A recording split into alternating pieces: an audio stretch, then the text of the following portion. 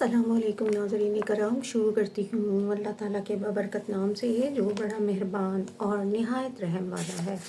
ناظرین کرام، دیکھا گیا ہے کہ اللہ تعالیٰ شروع سے ہی انسان کو آزمائش میں ڈال کر اپنی محبت کا اظہار چاہتے ہیں۔ اللہ تعالیٰ چاہتے ہیں کہ بندہ اس کے بتائے ہوئے اصولوں کے مطابق زندگی گزارے۔ اس دوران اسے کئی آزمائشوں اور مشکلات میں بھی ڈالا جاتا ہے۔ جیسے آزمائش شرط ہے محبت کی، اسی طرح اللہ تعالیٰ بھی چاہتے ہیں کہ بندہ مجھ سے محبت کا اظہار کرے اور ان آزمائشوں سے گزر کر وہ اس بات کا ثبوت دے کہ وہ صرف اور صرف اللہ کی ذات سے محبت کرتا ہے۔ جیسا کہ ہم دیکھتے ہیں اللہ نے حضرت موسیٰ علیہ السلام کے لیے سمندر کو خشک نہیں کیا تھا۔ تعالیٰ نے سمندر کے بیچ میں ان کے لیے راستہ بنا دیا تھا اور وہ وہاں سے گزر کر فرعون کی سے نجات پائے۔ اسی طرح اللہ تعالیٰ نے حضرت مریم علیہ السلام کے ہاتھ میں کھجوریں اور رزق نہیں دیا تھا، بلکہ انہوں نے فرمایا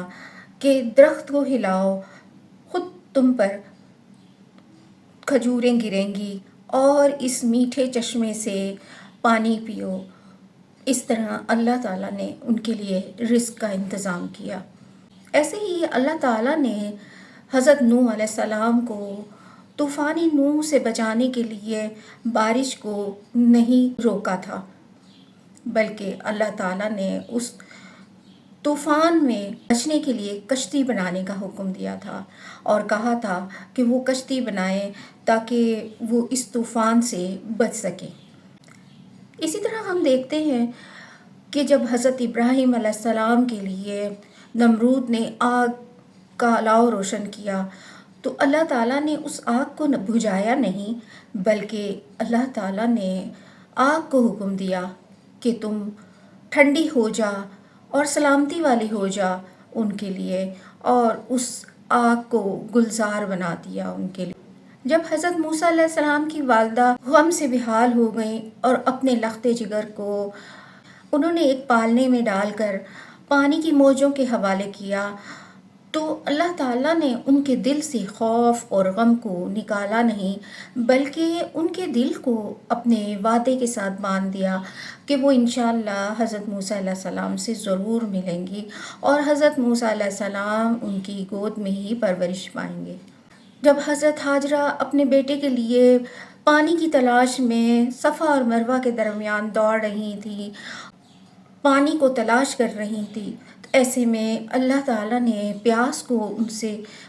دور نہیں کیا، بلکہ ان کے بیٹے کے قدموں سے زمزم کا چشمہ نکالا جن سے آج تک لوگ فیض یاب ہوتے ہیں، اور وہ زمزم کا پانی انسان کے لیے آب حیات کی مانند ہے۔ حضرت یوسف علیہ السلام پر ان کے بھائیوں نے ظلم کے پہاڑ توڑ دیے اور انہیں گھر بے گھر کر دیا، انہیں کنویں میں پھینک دیا۔ ایسے میں اللہ تعالیٰ نے ان کے بھائیوں کو ظلم سے روکا نہیں، اور انہی مظالم کے بیچ میں انہیں اللہ تعالیٰ نے زمین کے خزانوں کا مالک بنا دیا اور وہ اسی ملک کے بادشاہ بن کر ابھرے۔ اللہ تعالیٰ نے کبھی بھی ہم سے وعدہ نہیں کیا کہ راستہ ہموار ہے اور آسان ہوگا۔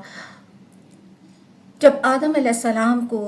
جنت سے نکالا گیا تو انہیں بھی آزمائشوں میں ڈالا گیا، انہیں حضرت حوا سے دور کر دیا گیا۔ وہ ایک عرصے تک ایک دوسرے کو تلاش کرتے رہے اور اللہ تعالیٰ سے استغفار کرتے رہے اپنے گناہ کی، لیکن چونکہ اللہ تعالیٰ نے زمین و آسمان پیدا فرمائے تھے اور اللہ تعالیٰ نے اپنے نائب کو بسانا مقصود تھا اور دیکھنا تھا کہ وہ دنیا اور آخرت دونوں کے درمیان کس طرح توازن قائم کرتے ہیں، تو اللہ تعالیٰ نے کبھی بھی یہ نہیں کہا کہ انسان کے لیے راستہ ہموار ہوگا، آسان ہوگا، لیکن یہ وعدہ ضرور کیا کہ وہ ہر حال میں اللہ تمہارے ساتھ ہے، ہر حال میں اللہ تمہارے ساتھ ہے، اور ہر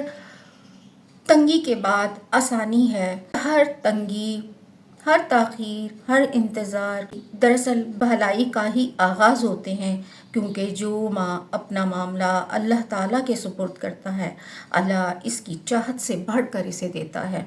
اس لیے قرآن پاک میں آیا ہے کہ صبر کرو، یقیناً انجام بھلائی کا متقی لوگوں کے لیے ہی ہے۔